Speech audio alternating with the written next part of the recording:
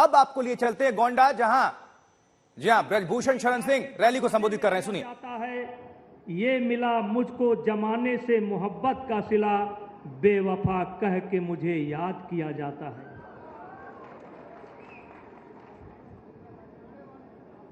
इसको रुसवाई कहें या शोहरत अपनी, इसको रुसवाई कहें कि शोहरत अपनी, दबे ओठों से मेरा नाम लिया जाता है। भाइयों, आज हम भारतीय जनता पार्टी के पुराने कार्यकर्ता से लेकर के नए कार्यकर्ता, 91 से लेकर के 89 से लेकर के आज तक के कार्यकर्ता यहां पर मौजूद हैं। भाइयों, कभी कभी हम अपने आप से सवाल करने लगते हैं, और जब सरसरी नजर पर सवाल करते हैं तो हम गंभीर चीजों को नकार देते हैं।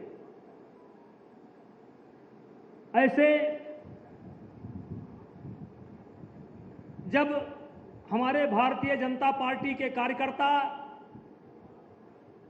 से कोई विरोधी पार्टी का कार्यकर्ता मिलता है, या हल्के मन से हम कभी समीक्षा करते हैं, तो हम सोच नहीं पाते हैं क्या पाया क्या खोया। मेरे मित्रों, सन 1947 में देश आजाद हुआ। सन 1947, भैया रोक दीजिए, थोड़ा देर रोक दीजिए। सन 1947 में देश आजाद हुआ और आजादी की प्रक्रिया चल ही रही थी कि उसी समय देश का बंटवारा हुआ, और बंटवारे का घाव अभी पूरा नहीं हुआ था। पाकिस्तान ने सेना के भेष में कबायली हमला कर दिया, और मेरे भाइयों, 78,000 वर्ग किलोमीटर जमीन, कितना? 78,000 वर्ग किलोमीटर जमीन आज भी पाकिस्तान के कब्जे में हमारे देश की है। यह काम किसके समय में हुआ? मित्रों, यह काम भी कांग्रेस के ही समय में हुआ, और उस समय के प्रधानमंत्री थे पंडित जवाहरलाल नेहरू। पहला काम। उसके बाद सन 1962 चीन हमारे देश के ऊपर आक्रमण करता है, और चीन के कब्जे में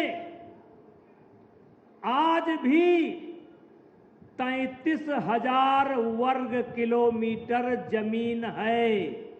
यह काम किसके समय में हुआ? कांग्रेस के। सन 1971 में हिंदुस्तान के इतिहास में एक अभूतपूर्व घटना घटी कि पाकिस्तान के 92,000 सैनिकों को हमारी देश की सेना ने बंदी बनाया था। कितना? 92,000। लेकिन मेरे मित्रों, उस समय एक अवसर था हमारे पास। अगर सशक्त भारत होता, मजबूत भारत होता, दृढ़ इच्छा शक्ति वाला भारत होता, मोदी वाला भारत होता, तो 92,000 सैनिक जाने के पहले पाकिस्तान के द्वारा जो हमारी जमीन कब्जा करके रख ली गई है, उन सारी समस्याओं का निदान हो सकता था यदि कांग्रेस के प्रधानमंत्री की जगह नरेंद्र मोदी प्रधानमंत्री होते, भारतीय जनता पार्टी का प्रधानमंत्री होता, तो 92,000 सैनिक यूं ही न चले जाते। सन 1975 में देश में इमरजेंसी लगाई गई। देश के तमाम नेता जहां पर बंद थे, वहीं पर हमारे भी गोंडा जिले के बहुत से नेता बंद थे। उसमें हमको भी जाने का मौका मिला था। भाइयों, मैं कहना चाहता हूं, इस देश में जब लोकतंत्र की एक तरीके से हत्या की गई, देश में इमरजेंसी लगाई गई, उस समय भी कांग्रेस के ही सरकार थी।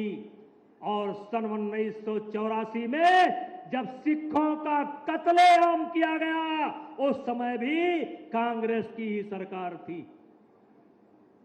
मेरे भाइयों, आज कांग्रेस के लोग पूछते हैं कि मोदी जी ने क्या किया, तो मैं कांग्रेस के लोगों से पूछना चाहता हूं कि मोदी जी ने क्या किया वो तो हम बताएंगे, लेकिन आप बताओ, राम जन्मभूमि का जब केस हाई कोर्ट में चल रहा था, उस समय फैसला ना आने के विरोध में कांग्रेस वकीलों की फौज क्यों खड़ी करती थी?